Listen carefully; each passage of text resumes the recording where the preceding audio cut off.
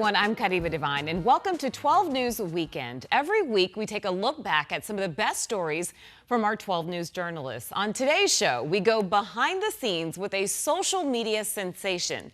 This TikTok comedian takes us from the dock to Chase Field. And then a little later, a family in Gilbert grows closer after a life-saving donation. But first, it's not every day that you see cows, yes, cows, roaming around a suburban neighborhood. But for one area in Peoria, it's become the norm, and the neighbors aren't so moved by it. 12 News journalist Kyle Simchuk has the story. Imagine it's 1 in the morning and your doorbell camera goes off. Now it's on an almost nightly basis. You check the video and find a herd of hungry cows at your front door. Eating their front yard or pooping in their lawn or out here at the park. The evidence is hard to miss. Yeah, you can definitely smell it. In North Peoria's Northlands neighborhood, cow pies dot the sidewalks, streets, and this park. Homeowner Nate Brill says the cattle come to graze on the park's green grass, then wander the streets looking for other plants to munch on. Now we're starting to see bulls out here, which are, they can be aggressive, and we've got children around. The cattle roam mostly at night when neighbors like Mike McDowell are on the road. They're usually dark cows, black cows, and you can't see them, so it's a danger of hitting one. So where are they coming from? The cattle belong to Bonine Ranch, located half a mile northwest of the neighborhood on the other side of the wash. I'm sympathetic to everybody involved in this. I know the rancher has been here for a long time. I mean, well before our community was here. Here's where things get tricky. Under Arizona's open range laws, ranchers aren't required to keep their cattle fenced in unless the area is designated a no-fence district.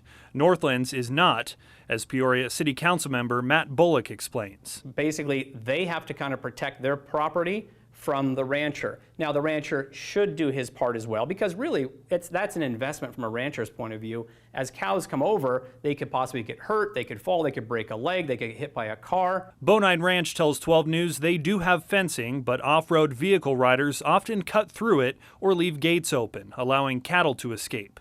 Bonine Ranch says it's open to working with neighbors to find a solution to keep both cattle and the public safe. Well, it seems like it's gotten worse over the last 6 or 8 months. The solution seems simple. Build the fence, keep the cows out, and everybody goes home. The big question being chewed over, who pays for that fence? They can't just say that the law is the law and there's nothing more they can do. They need to make some changes because people are really at risk. In Peoria, Kyle Simchuk, 12 News.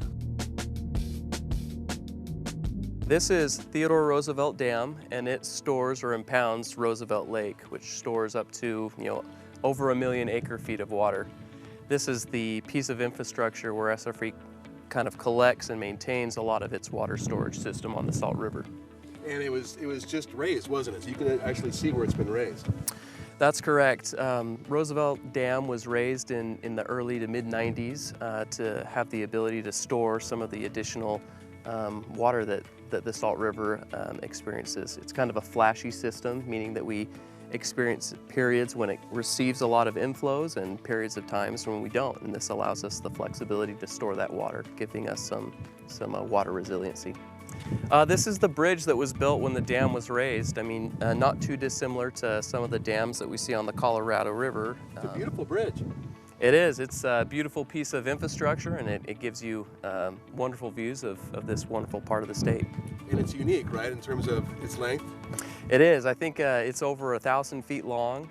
It's a double lane, arched bridge, unique for the area and one of the longest bridges of its type. What is this water used for? This water is used for you and me to consume. It's delivered down into the valley to water treatment plants, where it's used for municipal use and agricultural use.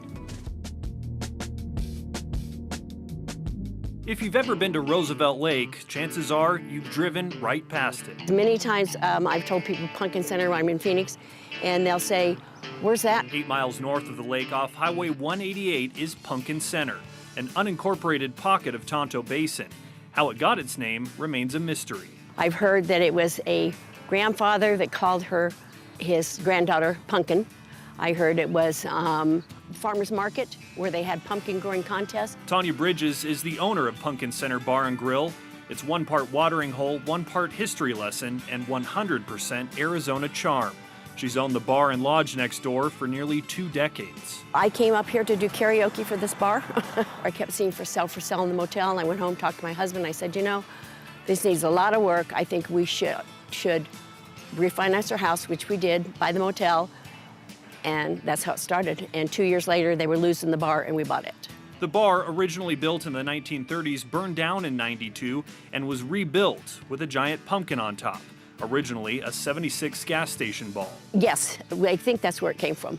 And they painted it as a pumpkin. From an old Pony Express mural to cattle brands etched in concrete, Pumpkin Center is full of unexpected finds and plenty of characters. We have this gentleman named Lauren, has horses, and he's actually ridden his horse in the side building there into the bar, ordered a 6-pack of beer to go. Customers don't just stop by for a cold beer.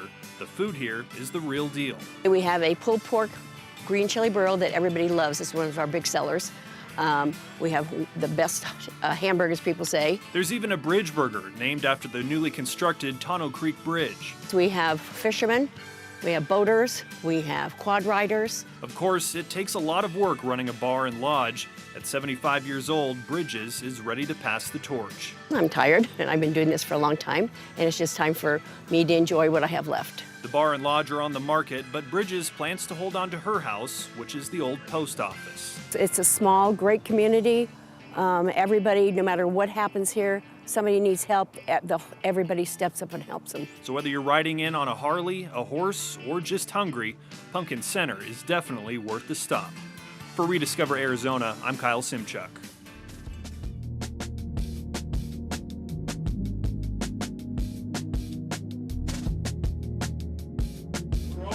Okay. Is that all you do is eat? Yeah, actually. His government name is Nathan Kropp. People in the Valley know him as Mr. Arizona Sports on social media, or as some call him in person, The Instagram guy. I usually get the food guy. Valley native and Arizona sports fan since '95, and he wears his teams on his sleeve. A sad little deactivated coyote because we're not around. Ishby will bring them back. D-backs, Cardinals, Suns. And his dog Book, named after Sun star Devin Booker. That's my team, what I love. A year ago, life changed, and despite a full-time job working at an insurance company, Nathan got the idea to attend 150 Arizona sports events in 365 days. It sounds crazier than it is, in my opinion. And maybe that's me justifying it. Then his rise on social media really took off when he started bringing all kinds of food items to games at Chase Field. So when I Google outside food and drink D-backs rules, and it says you can walk in, you can bring whatever food you in, I'm like, there's no way. So I was like, I'm gonna sneak a rotisserie chicken into the game. They let me walk right into it. Then I brought a pizza, like a full pizza to the game. Went viral, brought sushi to the game. I was like, all right, this is gonna be my bit for the D-backs games, is I just bring crazy foods and just have dinner at the ballpark. Going to the games is fun, but getting to meet and know your Valley sports heroes is even better. Which leads us to more food and one specific question. And what's your favorite restaurant in Arizona? Favorite restaurant in Arizona? Great question. I have an idea here about asking famous people what they like, where they like to eat, where they get it. Same thing with this. This is actually from Eddie from Etta, and this was actually Dre Jameson's spot. I didn't know about this spot till Dre told me about it. Things. I get the flat iron wagyu, or I get the chicken parm. It doesn't feel like my life's real half the time. Like the fact that Kenny Dillingham doesn't know my name, but he sees me. He's like, "What's up, everywhere guy?" Because he sees me everywhere. And like a year ago, I didn't know anybody, and like the fact that like I see Kenny, he says hi and has a conversation with me, or like same thing like Mike Hazen or Tori, like they know who I am. Is just wild to me. All right, Mike. What's your favorite restaurant in Arizona? My favorite restaurant in Arizona is Hillstone. And what should I get? You should get the sushi. On Memorial Day, Mr. Arizona Sports completed his goal. Here's the list of all the games he went to over the past year. And to celebrate, a first pitch strike. Try to like bring love and bring representation to our state. So that's absolutely awesome. Like I'm doing things that like people, my boss in Florida saw one of my videos and he doesn't follow me. And I'm like, it's cool to see that the videos are reaching other places in the country. Well, the official Arizona Sports World Record is still pending. This is just the beginning. And then I think I'm gonna try to hit 1,000 in like 6 years. So you're stuck with me.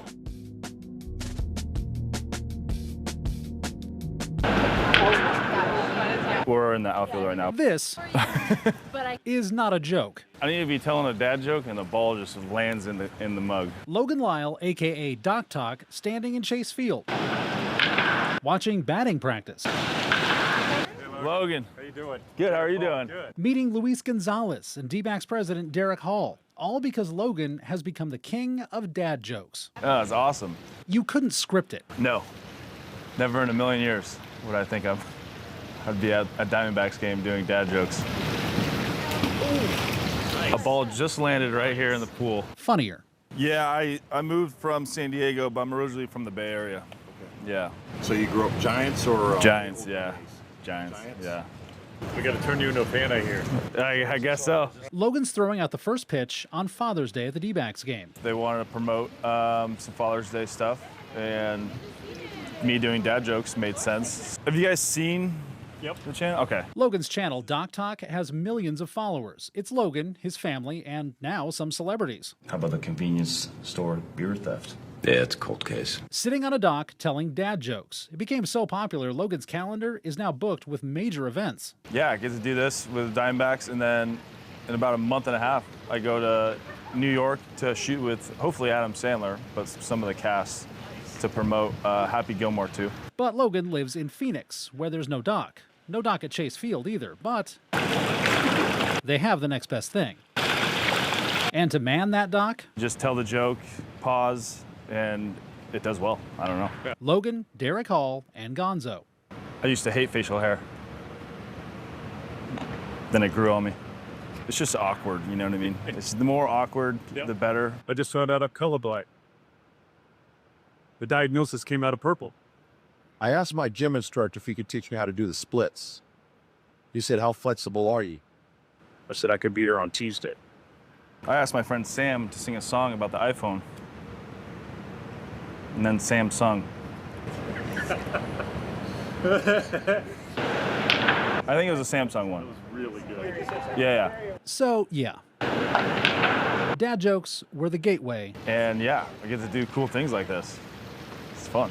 To much bigger docks. Awesome, man. Thank you. Thank you. Thank you, guys. You guys are awesome. William Bitts, 12 News.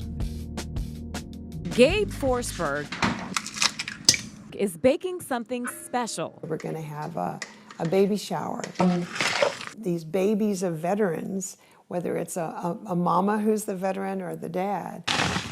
Gabe has been helping veterans for years. You know, you throw your duffel bag in the closet, but your service doesn't end there. There are still things you can do. She served just over 2 years in the Army National Guard in the 70s, back when there weren't a lot of women serving in the Guard. I was in northern Louisiana and going to school and thought this would be kind of a fun thing for me to be able to earn money like a man. She says her male counterparts made her experience on base a good one. They were all very protective of me. I had a very nice experience. I was the only female and young.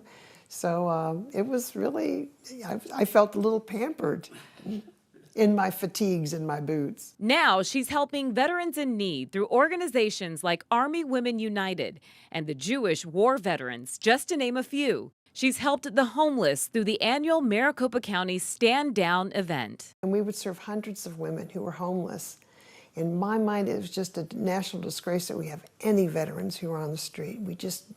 It's a horrible situation. So getting those vets connected with the services that they've earned is a really powerful way of getting them back on track. From putting care packages together for active duty members to helping women veterans, Gabe is showing no signs of slowing down. It is so healing to be able to do something that's good for someone else. That's my happy place. I intend to spend as much time as I possibly can and making as big a difference as I can in that community. Games, golf, lots of smiles, and of course, skee ball. It's the typical scene at Fat Cats in Gilbert. But the families here on this day are far from typical. For 3-year-old Josie Schwendeman and her family. What is your name? Josie. How old are you? 3. Say 3. 3. This is a celebration, the annual Banner Children's at Desert Pediatric Oncology Survivor Day. We're having a party. It looks like it. You never know it by watching Josie score all those points playing skee ball, but at just 11 weeks old, Josie was diagnosed with a rare form of leukemia. Given a 35% prognosis, had to do intense chemotherapy in the hospital. In 2023, she relapsed, but her family took it in stride, approaching Josie's difficult journey with grace. Josie's big sister Kinley and big brother Caden helping every step of the way. We all got tested to become her donor and potentially her where we could save her life. And my son, at 6 years old, was the perfect match. So he was a 10 out of 10. He signed up from day one, wanted to be that rescuer for his sister, and donated his marrow. It was very hard, but also fun at the same time. Yes, Caden, now 8, his little sister's superhero. And now Josie is cancer-free. A year and a half later, Josie remains in full remission. Just to see Josie be able to do the fun activities like any other normal kid would without an IV or boards, and she doesn't have to worry about germs. It's awesome. Who's this behind you? Oh my gosh, this is Dr. Bear.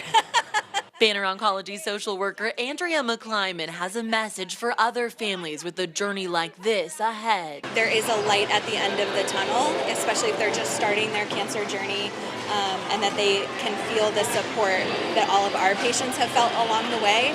Looking back at what their family endured and what Josie survived. It feels great, and it feels appreciating to know that I saved her life. And Josie's parents are using what they went through to encourage others. It takes a village to really get through this. Dancing through the rain and embracing the journey, giving it up to the Lord to know that we're going to have a good outcome. In Gilbert, Trisha Hendricks, 12 News. I nominated Mr. Glover because he's just an amazing teacher. He's such a great spirit and a sense of humor. I love how he makes teaching much more fun. He has actually been like the best teacher I've ever had. It's the way he uses his tone of voice when he says jokes or something. It's so funny. He always puts these kindness posters in his room. He is an amazing teacher, and he really has a love for his students, and you can tell that. His passion for what he teaches, he delves right into it. They dress up. When they're talking about certain themes, he wears, costumes. He gets the kid the whole 9 yards. Awesome. Well, I'm so glad that we're here. I can't wait to meet him. Let's go. We have Channel 12 News right here. Mr. Glover is the 12 News A+ teacher.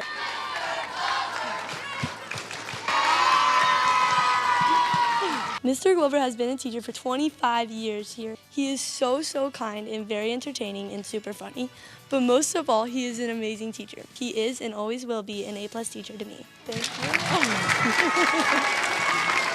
you. Thank you. Oh, it's an honor. It's being a teacher is a great thing. Talk about why you got into teaching. To inspire them to learn about things that they wouldn't otherwise know about, but to have good, productive careers and to be good American citizens. Is there anything you want to tell Melanie? No, she's a great kid, and what a great way to end my career with kids like these that would go out of their way to do something nice for an old man. Oh, wait, you are not old, first of all. And second of all, the energy through the roof in this place, and all because of you. Thank you for making a difference. Well, thank you, Channel 12, and thanks to our Carol Ray Coyotes. We have one more surprise for you. On behalf of 12 News and American Furniture Warehouse, $500. I'm not going to get these tears going because I'm going to miss him. I've known him for a very long time, and again, it's his connection and love for these kids. It's irreplaceable. Thank you, Channel 12. I appreciate you. Congratulations, Mr. Glover!